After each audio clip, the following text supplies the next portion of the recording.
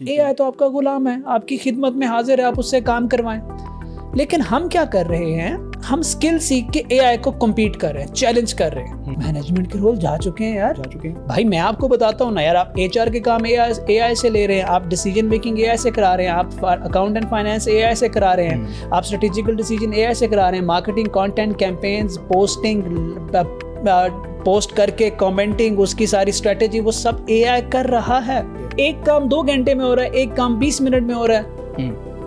तो कोई service industry में आपको 20 मिनट के काम के लिए 2 घंटे के पैसे क्यों देगा, ये बात समझ नहीं आ रही लोगों को। It is not about creativity and it is not about job, it is about approach. CV लेकर आता है तो आप क्या क्या देखते हैं? लिंक्डइन प्रोफाइल देखते हैं फाइवर पे कितने क्लाइंट्स पकड़े हैं, देखते हैं अपवर्क पे कितना काम किया, या क्या पैमाना, आपका क्या पैमाना है? मैं नौजवान को देखता हूँ, उसके हाथ में सीवी को नहीं देखता।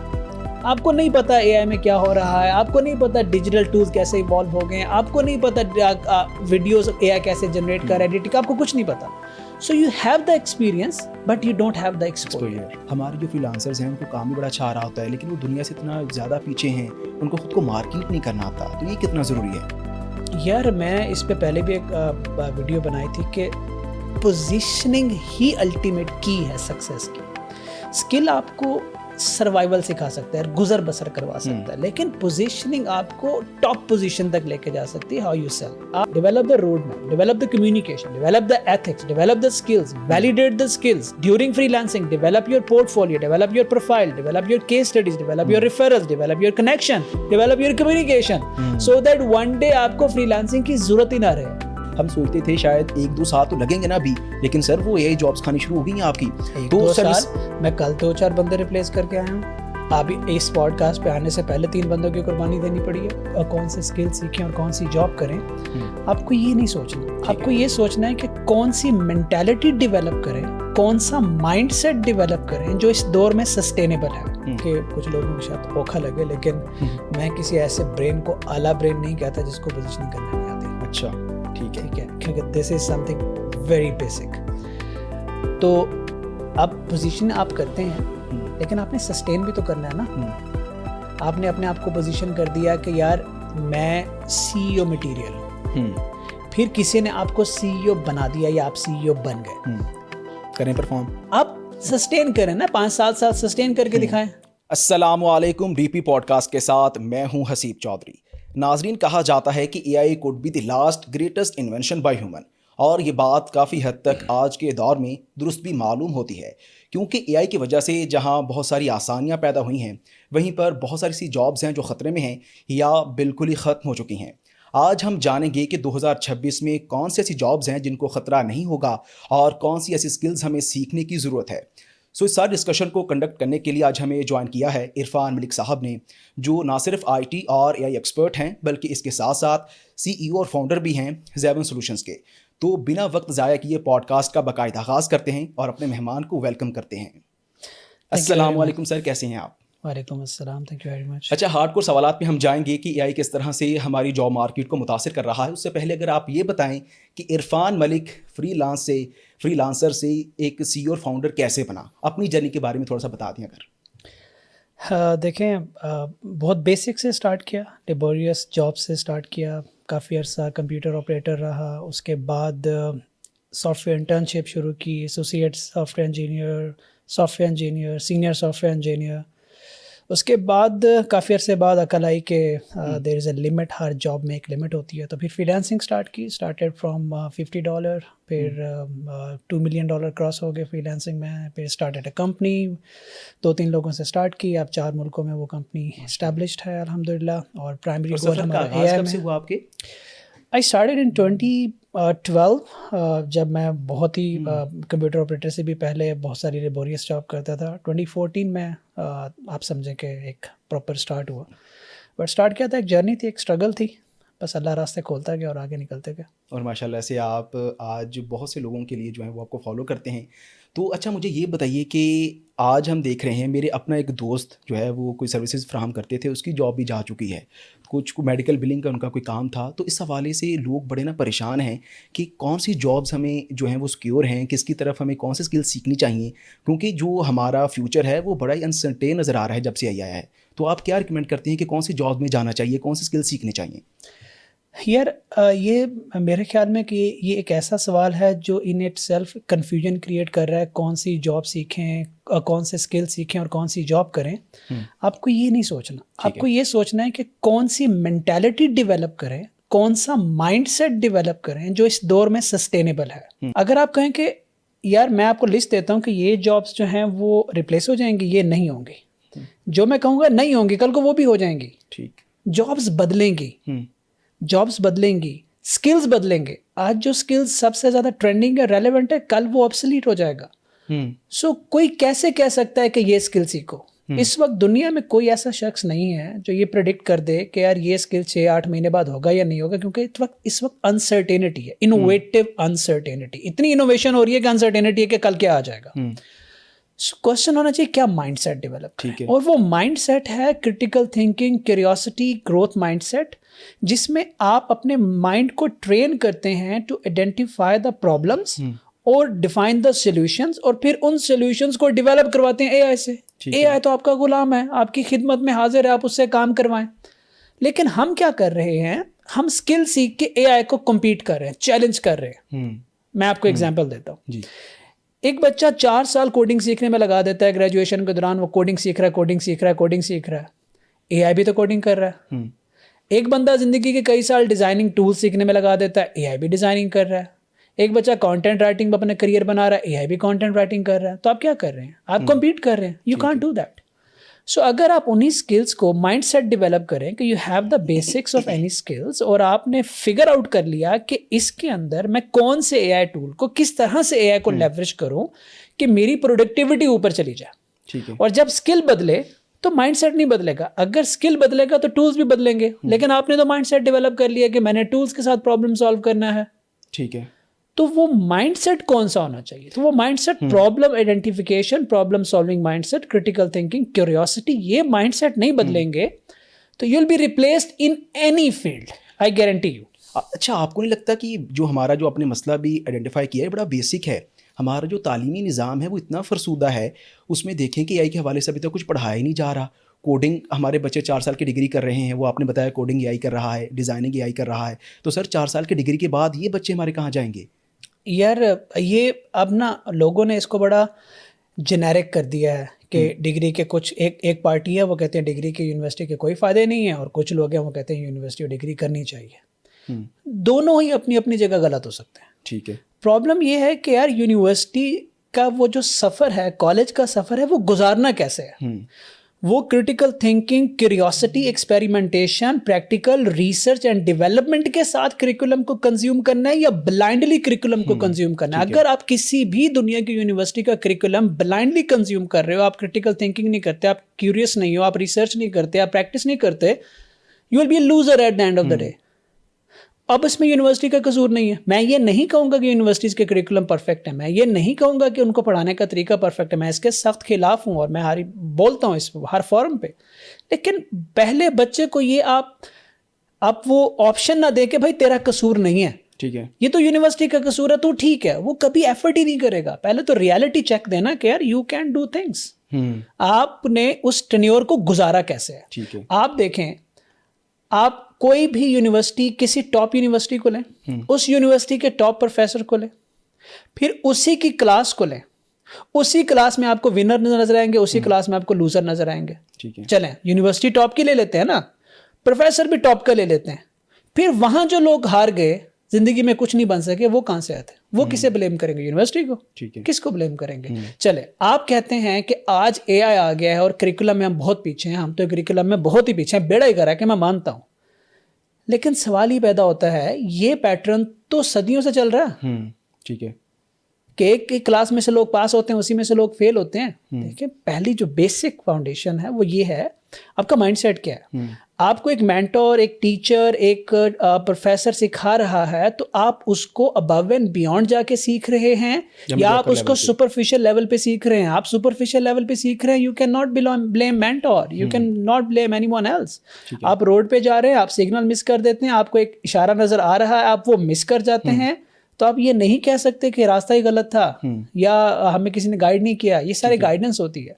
सो वो माइंडसेट ठीक है। उसके बाद सर यूनिवर्सिटी पे आएंगे, वो करिकुलम में हम बहुत पीछे हैं, वो बड़ा प्रॉब्लम है। मैं यूथ को एक यहाँ पे एडवाइस करूँगा कि उस चीज़ पे फोकस करें जो आपके बस में है, जो आप फिक्स कर सकते हैं, जैसा कि ठीक है, उस पे मत फोकस करें जो आपके बस के बाहर है। यार हमारा स्ट्रक्चर का इतना बेड़ा गर्क हुआ है कि यार इनको 10-20 साल और लग जाने हैं। 10-20 साल बाद जब ये जिस मकाम पे पहुंचेंगे ना, तो टेक्नोलॉजी उससे 100 साल आगे निकल गई होगी, क्योंकि हमारे स्पीड डिनाइल में अभी तक हम काफ़ी हद तक डिनाइल में, हमें लगता ही नहीं है कि वाकई ये इतना आगे आ चुका है और हम जो है वो अभी दुनिया कहाँ से कहाँ पहुँच गई है।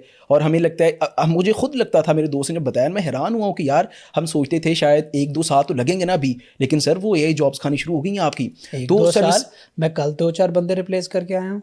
अभी इस पॉडकास्ट पे आने से पहले 3 बंदों की कुर्बानी देनी पड़ी है। वो किस फील्ड में थे? अब मैं वो फील्ड का नाम मैं लूंगा तो उस फील्ड के लोग डिस्करेज हो जाएंगे। I am not gonna say that, but I am telling you, ये फील्ड्स के कनेक्ट मत, लेकिन मैं गैस लगा सकता हूं माइंडसेट से कनेक्ट करें। वो सर्विसेज में होंगे शायद। देखिए, it is not about service. अच्छा, ठीक है, इट इज अबाउट माइंडसेट। मैं आपको एग्जांपल देता हूं, और ये मैं सिर्फ एग्जांपल दे रहा हूं। मैं एक बच्चे से कहता हूं कि यार ये मैं आपको एक वेबसाइट एक्सप्लेन करता हूं या एक एप्लीकेशन एक्सप्लेन करता हूं, जाओ इसको डिजाइन करके लाओ। ठीक है, इसका मॉकअप डिजाइन करो, इसका प्रोटोटाइप डिजाइन करके लाओ। वो उस पर 6-8 दिन लेता है। फिर पहला ड्राफ्ट सामने आता है, मैं उस पर फीडबैक देता हूँ, ये गलत है, ये सही है, ये गलत है, ये सही है। फिर वो उस फीडबैक पे काम करता है, फिर 3-4 दिन लेता है। अब उस पर 15 दिन लगते हैं। अगर मैं वो काम जो उसको एक्सप्लेन करने का प्रोसेस था और रिजल्ट निकालने का प्रोसेस था, मैं वो काम 39 मिनट, एग्जैक्टली 39 मिनट में कर लेता हूँ, तो मैं 15 दिन के पैसे क्यों दूंगा? सही कह रहे।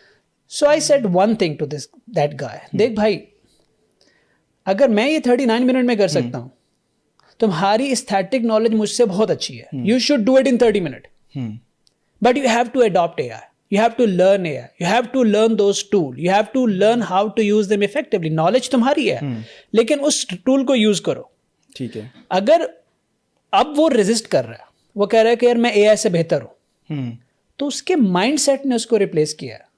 अगर वो अडॉप्ट करके 10-15 दिन का काम 1-1.5 घंटे में कर सकता था, ऑप्शन थी, उसने रेजिस्ट किया, तो ये उसकी मेंटल रेजिस्टेंस है टू अडॉप्ट द चेंज जिसने उसकी job तोड़वाई।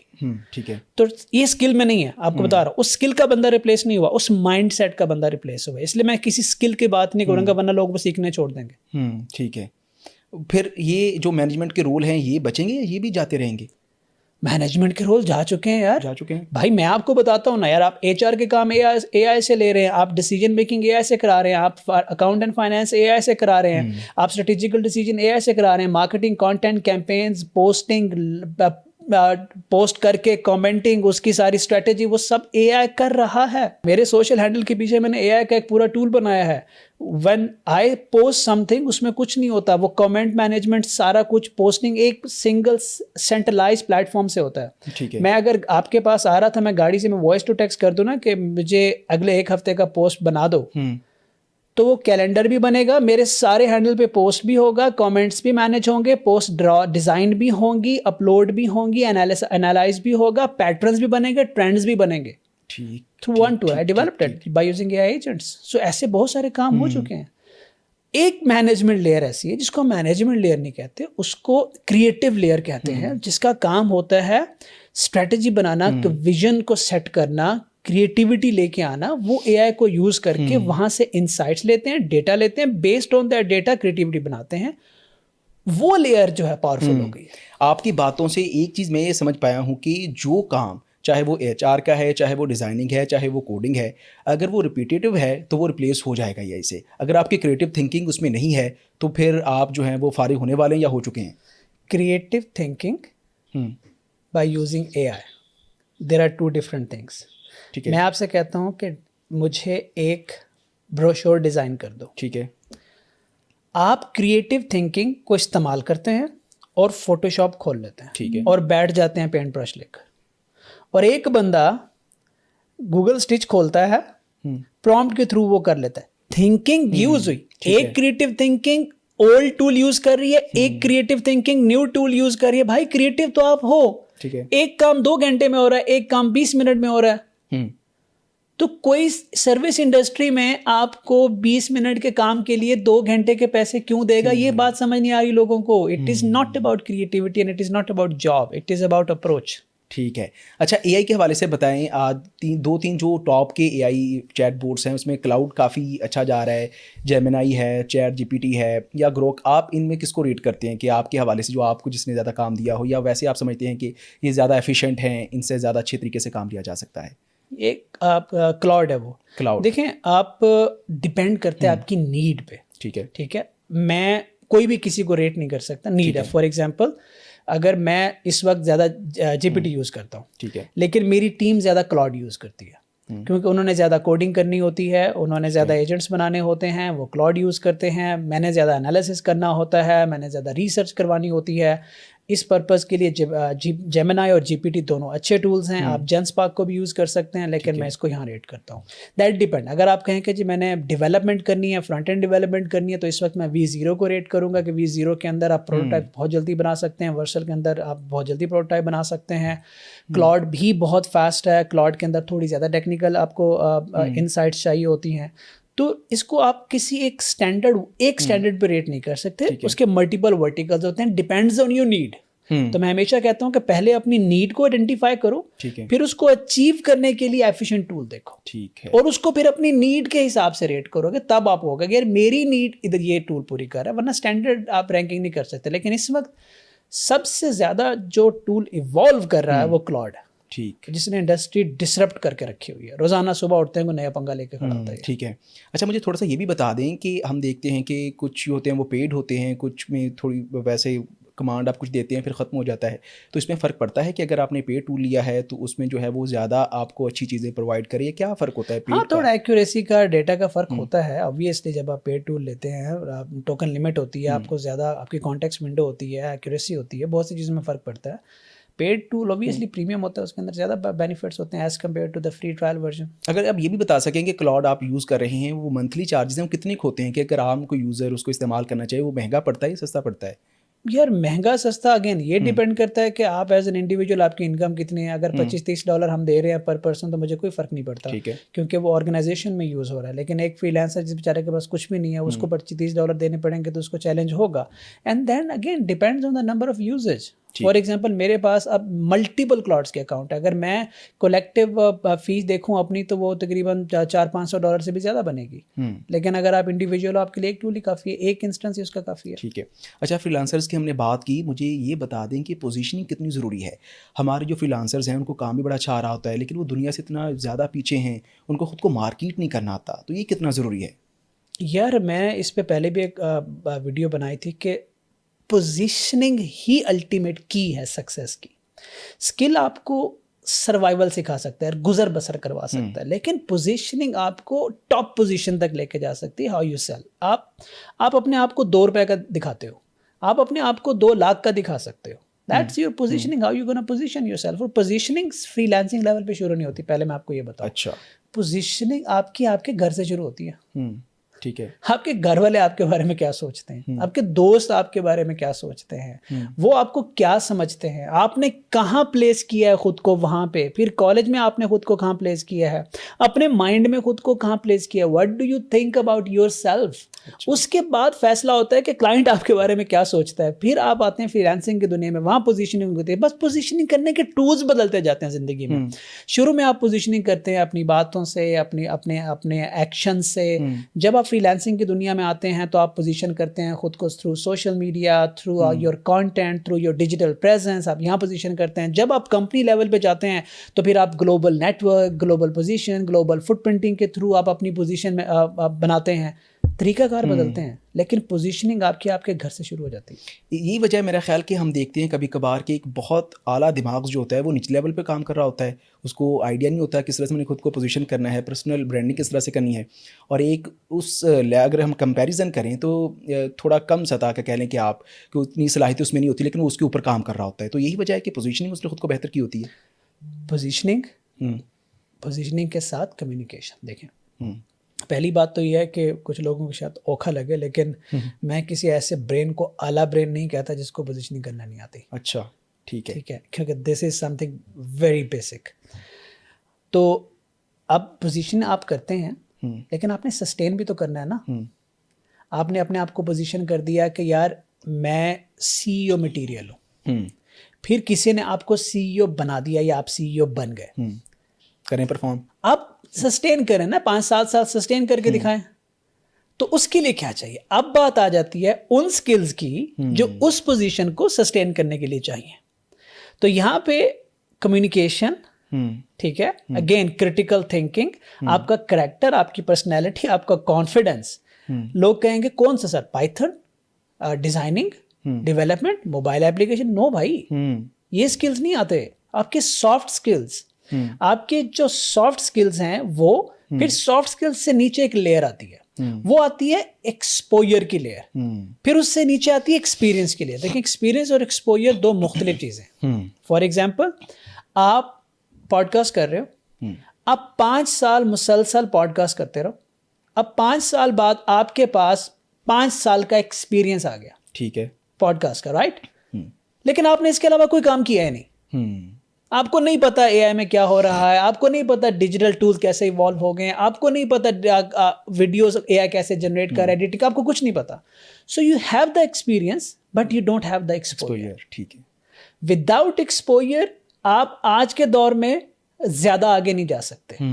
So experience, exposure, soft skills, उसके बाद जब आप पोजीशन करते हैं तो वो पोजीशन सस्टेनेबल होती है, आसान नहीं होती, सस्टेनेबल होती है। हम जंप मार के पोजीशन लेना चाहते हैं, उसके बाद जलालत शुरू हो जाती है, क्योंकि प्रेशर बढ़ता है, रोल्स एंड रिस्पॉन्सिबिलिटीज बढ़ती है, हम कोलैप्स कर जाते हैं और हम कहते हैं दुनिया खराब है, हम तो सही है। कम्युनिकेशन स्किल्स भी हमारी उस तरह से नहीं है जिस तरह से होनी चाहिए, क्योंकि देखें, आपका जो गोरा है, जो बाहर से क्लाइंट है, आपको बताने नहीं आ रहा कि आप क्या काम। दूसरी तरफ हम इंडियंस देखते हैं, मार्केट भरी पड़ी है, आप देख लेंगे बाहर सीईओज जितने हैं वो ज़्यादा इंडियंस हैं, और उसके अलावा फ्रीलांस का जितना ज़्यादा काम रख ले इंडिया कर, उतना पाकिस्तान ही कर रहा। तो कम्युनिकेशन स्किल्स हमारी उतनी ज़्यादा अच्छी नहीं है, इसमें काम करने की बहुत ज़रूरत है हमें। कम्युनिकेशन स्किल्स, ठीक है, मैं मानता हूँ कि हमारे कम्युनिकेशन स्किल्स में मैंने देखा बहुत मसाइल हैं, पर सवाल ये नहीं है, सवाल ये है कि क्यों है। क्यों है? लोग पूछते हैं और बार बार मुझसे पूछते हैं, सर कम्युनिकेशन स्किल्स को इम्प्रूव कैसे करें, और सारी दुनिया ने उसका आंसर दिया हुआ होगा। यार किताबें पढ़ लो, यार लिख लो, रिकॉर्ड कर लो, अच्छा कंटेंट कंज्यूम कर लो, प्रैक्टिस कर लो, ठीक है, ये कर लो, वो कर लो, there are so many thing. But मैं आपको बताऊं, ये सारा कुछ करके भी बहुत कम लोग होते हैं जिनकी कम्युनिकेशन इंप्रूव होगी। एक इम्पॉर्टेंट फैक्टर मिसिंग रह जाता है। अगर 100 बच्चे सही तरीके से कम्युनिकेशन इंप्रूव करने के सारे मेथड यूज़ कर लेते हैं तो एक मेथड पे 90% बच्चे मार खा जाते हैं, वो है पुट इट इनटू प्रोडक्शन, उसको इस्तेमाल करें, और इस्तेमाल करने के लिए रिस्क लेना पड़ता है। मतलब आप बनना चाहते हैं पब्लिक स्पीकर, आपने बोलना सीख लिया, लेकिन स्टेज पे जाने से डर रहे हैं।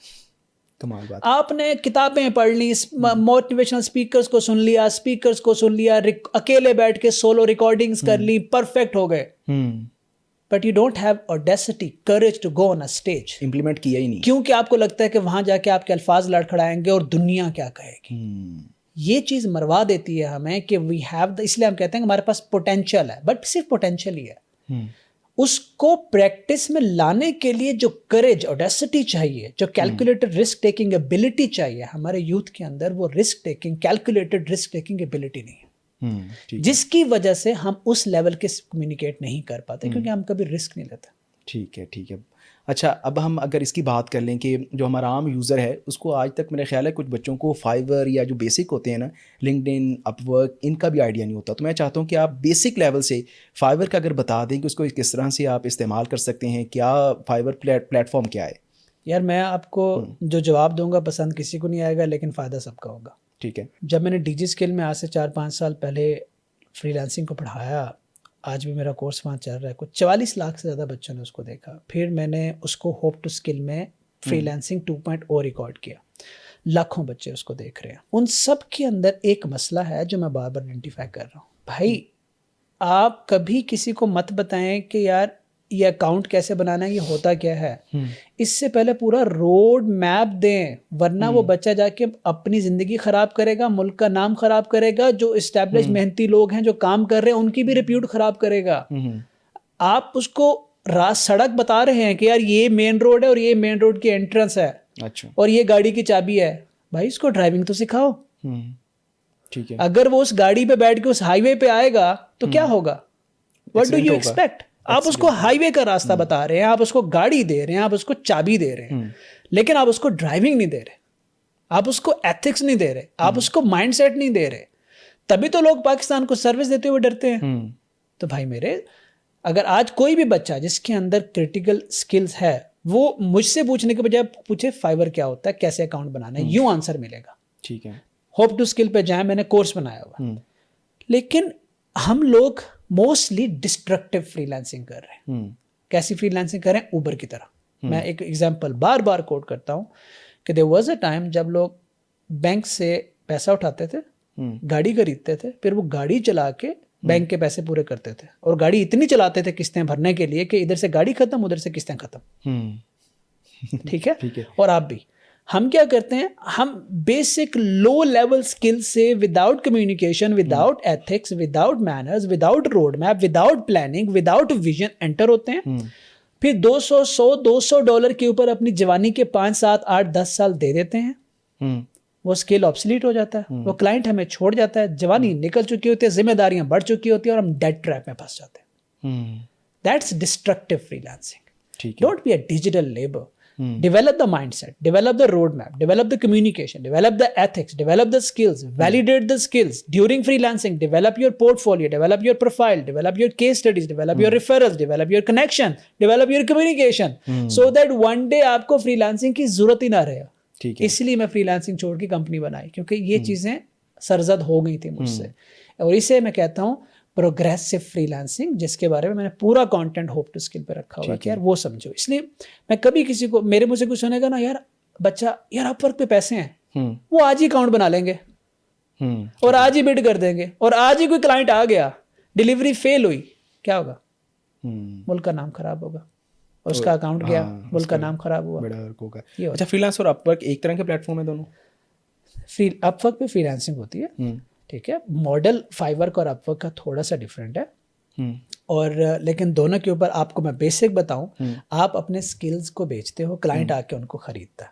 ठीक है। अगर आपके पास कोई डिजिटल प्रोडक्ट है, आप अपनी डिजिटल प्रोडक्ट को बेचते हो, क्लाइंट उसको आके खरीदता है। लेकिन जो भी आप बेच रहे हो वो खरीदने के काबिल होना चाहिए पहले, फिर आप मार्केट प्लेस में जाओ। इसकी एग्जांपल मैं आपको यूँ देता हूँ, कोई आपसे कहता है कि यार हमने एक मार्केट बनाई है, इस मार्केट में लोग आके ना अपनी प्रोडक्ट्स, अपनी चीज़ें बेच सकते हैं।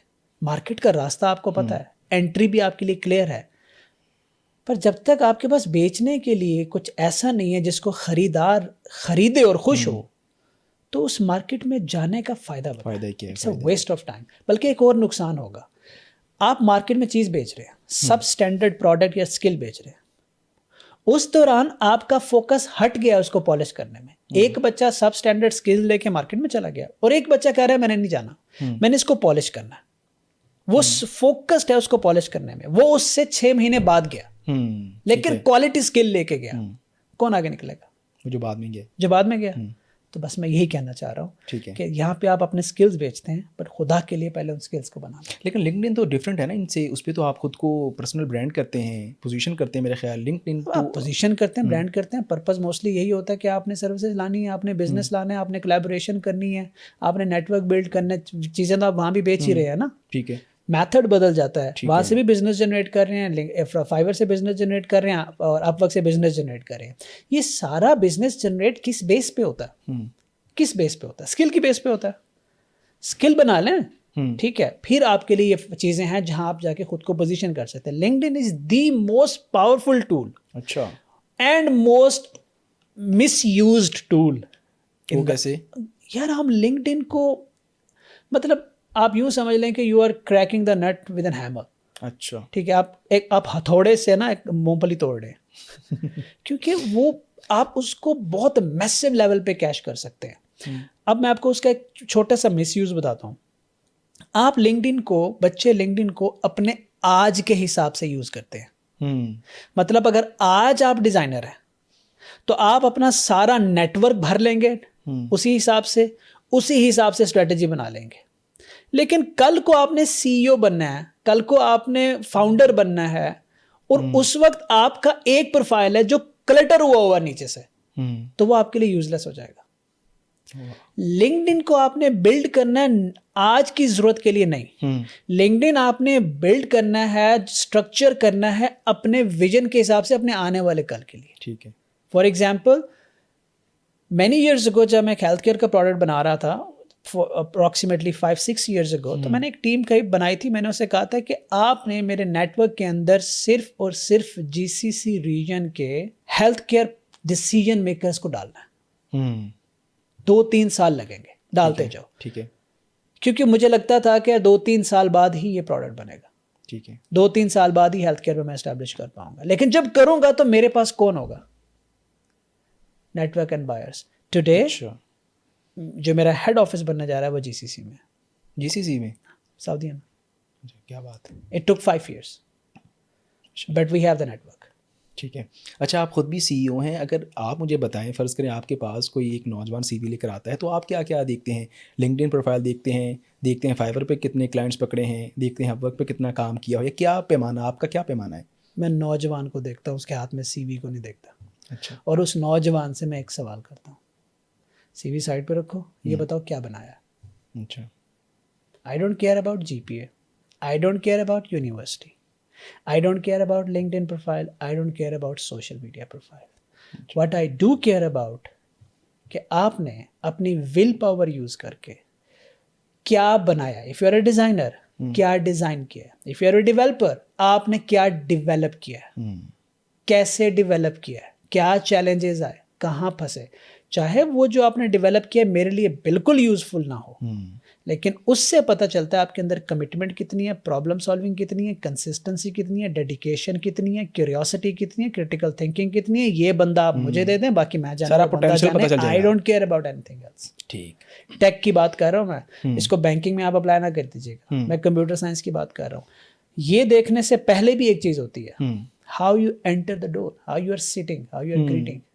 ठीक। मैटर करता है आपका पर्सनैलिटी, आपका ऑरा, आपकी कम्युनिकेशन, आपका कॉन्फिडेंस।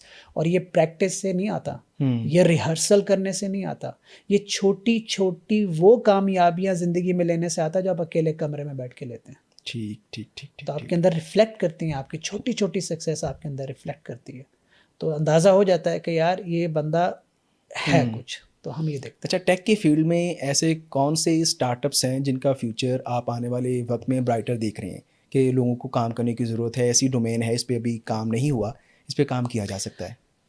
देखो, पहले तो वही माइंडसेट की बात आएगी, लेकिन मैं इस वक्त हेल्थ केयर में काम कर रहा हूँ। मुझे लगता है कि हेल्थ केयर में बहुत इनोवेशन होने वाली है। अभी बहुत मार्जिन है कि हम हेल्थ केयर में बहुत कुछ कर सकते हैं। लेकिन अगर मैं कहूँ कि सिर्फ हेल्थ केयर है तो गलत होगा भाई। हर सेगमेंट, फिनटेक, एडटेक। अच्छा, बताते जाएं। फिनटेक मतलब सारे financial related technology, banking sector और ये सारा कुछ जिसके अंदर सारे फाइनेंशियल अकाउंट्स वगैरह आते हैं। ठीक है। ग्रीन टेक जिसके अंदर एग्रीकल्चर इनोवेशन और ये सारा कुछ आ जाता है। हेल्थ टेक जिसके अंदर ये सारे हॉस्पिटल, क्लिनिक्स और ये सारी चीज़ें आ जाती हैं। एड टेक जिसे हम एजुकेशन कहते हैं, जिसके अंदर ऑनलाइन लर्निंग, टीचिंग और ये सारा कुछ आ जाता है। इन ये फील्ड्स के अंदर बहुत ज़्यादा स्कोप है। लेकिन अगर कहें कि अल्टीमेटली मुझसे पूछेंगे यार अगले 1-2 डेकेड्स में, तो फिर आप आ जाएंगे IoT और AI के कॉम्बिनेशन में। ये क्या दोनों चीज़ें? IoT मतलब कि आपके पास फिर रोबोटिक्स और AI का कॉम्बिनेशन, कि आपने sensors, hardwares through bye using AI आप ये चीज़ें करना शुरू करो। मैकेनिकल और AI का कॉम्बिनेशन आ जाएगा। ठीक। वो आगे, वो उसका फ्यूचर आगे और ज़्यादा ब्राइट हो जाता है। तो ये मेन फील्ड है। लेकिन अगेन हर फील्ड के अंदर आपके पास मार्जिन बहुत ज़्यादा है। डिपेंड्स कि आप उस फील्ड के अंदर मसाइल कितनी जल्दी पिक करते हैं, आपकी ग्रिप कितनी है उस फील्ड पे। ठीक है, तो वही सस्टेन होगा। अच्छा, लास्ट मैंने आपका कि सुन रहा था, आप कह रहे थे कि जैसे हम कहा जाता है कि वो इंसान को एक ही चीज़ तो रिपोर्ट से डिफरेंट करती है, वो है हमारे इमोशंस। लेकिन जो अब जदीद टेक्नोलॉजी आ रही है उसमें हमने देखा है कि वो इमोशंस पे भी AI काबू पा रहा है। तो नहीं, ऐसा कुछ कोई नहीं। अच्छा ऐसे AI is nowhere near emotions. There will be a time, maybe there will be a time जब होगा, लेकिन अभी इमोशन से बहुत दूर है AI। तो इस पे घबराने की ज़रूरत नहीं है हमें। एक चीज़ तो है ना जो हमें डिफरेंट कर रही है, दिमाग में वो हमसे आगे निकल गया है, प्रॉब्लम सॉल्विंग हमसे आगे निकल गया, लेकिन इमोशंस में जो है वो इंसान अभी एक्चुअली कायम दायम इसमें है। हमें घबराने की ज़रूरत है। ज़रूरत है। हाँ, अच्छा चल, आप एक मूवी है आई रोबोट, वो देखिएगा। हम्म, आप मुझे एक बात बताएं, आप एक ड्राइवरलेस कार आ रही है हम्म, जिसके अंदर एआई इम्प्लीमेंटेड है, हम्म, उसके पास अगर दो ऑप्शन हो, एक तरफ इंसान का बच्चा और एक तरफ बकरी का बच्चा हो, हम्म, एक तरफ इंसान का बच्चा और एक तरफ बकरी हो, तो वो किसे बचाएगा? इंसान को। क्यों? आपको ये कैसे पता? नहीं, उसके लिए तो दोनों ऑब्जेक्ट्स हैं भाई, देयर आर नो इमोशंस। हाँ, हो सकता है कि ठीक उसे है। को लगे कि बच्चा प्रोडक्टिव नहीं है, बकरी बहुत प्रोडक्टिव है, तो हो सकता है बकरी को बचा ले। हाँ, ये देखिए, ये मैंने अपने हिसाब उसके से लिए दिया। दोनों हाँ, ऑब्जेक्ट्स सही हैं। है। आपने यही बोला ना, इंसान होता तो वो उधर जाता ना, आप यही कह रहे हैं, ये वाली चीज़ नहीं है एआई के अंदर। अच्छा, ठीक है।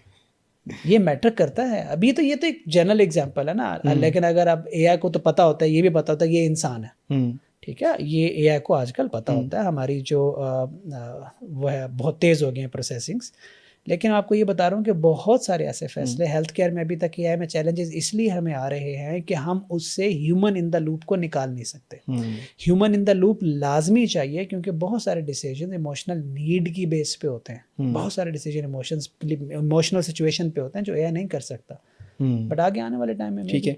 अच्छा, आखिरी सवाल। अच्छा, एक चीज़ तो ये है कि जैसे हम कहते हैं कि एआई की वजह से बड़ी जॉब्स जो हैं वो ख़तरे में हैं, कुछ जॉब्स जा चुकी हैं, लेकिन एक तरफ जॉब्स जा रही हैं, लेकिन एक तरफ फ़ायदा तो हो, जैसे आपने बताया कि आप एआई को लेकर आ रहे हैं, तो ये हम देखेंगे 50-50 है, किसी को नुकसान हो रहा है, किसी को फ़ायदा हो रहा है।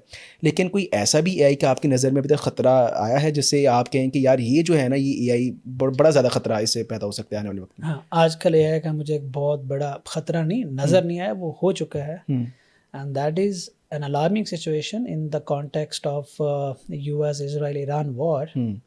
अगर आप कल की न्यूज़ देखें तो ईरान ने अनाउंस किया है 18 टेक कंपनीज पे अटैक करना, और रीज़न दिया है क्यों। क्योंकि जो टारगेटिंग हो रही है वो एआई एल्गोरिदम्स के थ्रू हो रही है, जो डिसीजन मेकिंग हो रही है एआई एल्गोरिदम्स के थ्रू हो रही है। अब पहले ह्यूमंस डिसाइड करते थे, तुम मिसाइल ने तुमने कहाँ लगना है, कहाँ फटना है, अब एआई डिसाइड कर रहा है। इससे पहले इराक में जो हुआ, एक बहुत बड़ा इंसिडेंट हुआ था, उसके अंदर जो प्रिडिक्शन हुई थी वो एआई की हुई थी, लिटिल पता चला था कि वो प्रिडिक्शन गलत थी। ठीक है। जब आप इतने बड़े फैसले टेक्नोलॉजी से करवाना शुरू हो गए हैं, जब टेक्नोलॉजी इतने मैसिव, यहाँ जितनी एक्यूरेसी बढ़ेगी उतनी ह्यूमन लाइफ जाएंगी। ठीक। दैट इज दी मोस्ट, जब एआई वॉर में आ गया ना, क्योंकि ये अनकंट्रोलेबल थिंग है। एक मैं आपको मूवी रिकमेंड करूंगा, वो ज़रूर देखिएगा, आपको इसके सही बेनिफिट पे, द ईगल आई। 2009 में बनी थी, लेकिन 2009 में जो बोला गया था उसका 90% आज अचीव है। 2009 की मूवी में, उसमें तो फैंटेसी मूवी थी, आज देखेंगे तो आपको लगेगा ये एग्जैक्टली, मैं उसको इंडोर्स करता हूँ कि उसका 80-90% डूएबल है। अच्छा, जो उसमें उन्होंने दिखाया है। तो ये एक बहुत बड़ा डिसएडवांटेज है कि हम ये जो वेपन्स हैं ना, इनका कंट्रोल एआई को देते जा रहे हैं। चलें, बहुत शुक्रिया इरफान भाई, बड़ी प्रोडक्टिव कन्वर्सेशन रही है आपकी। इंशाल्लाह दोबारा भी आपको बुलाते रहेंगे, दोबारा भी इंशाल्लाह मुलाकात आपसे होगी। तो इसी के साथ ही हमारे आज के पॉडकास्ट का वक्त ख़त्म हुआ। इंशाल्लाह मुलाकात होती है अगले पॉडकास्ट में। तब तक हसीब चौधरी को दी इजाज़त। अल्लाह हाफ़िज़ नासिर।